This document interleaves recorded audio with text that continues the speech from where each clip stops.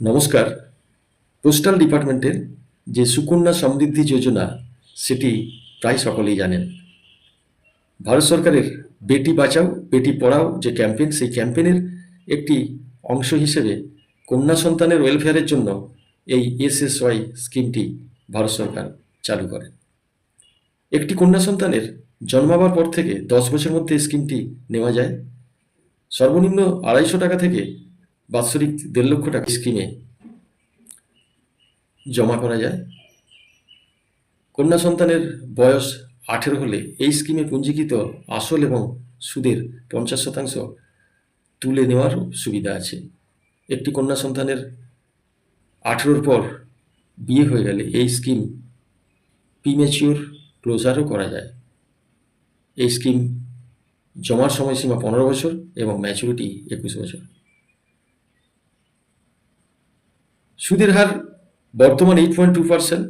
আপনারা জানেন postal department quarterly interest rate revise করে।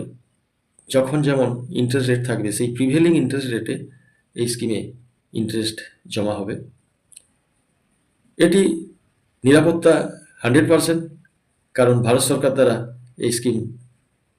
সরকারের পোস্টাল ডিপার্টমেন্ট দ্বারা এই স্কিম নিয়ন্ত্রণ হয় এবং এই স্কিমে আপনার ইন্টারেস্ট কোয়ার্টারলি কম্পাউন্ডিং হয়। একটি উদাহরণ দিলে এটা আরও পরিষ্কার বোঝা যাবে যে যদি আপনি মান্থলি 2000 টাকা এই স্কিমে রাখেন, তাহলে টোটাল ইনভেস্টমেন্ট হবে 15 বছরে 3,60,000 টাকা এবং ম্যাচুরিটি হবে 11 লক্ষ টাকা।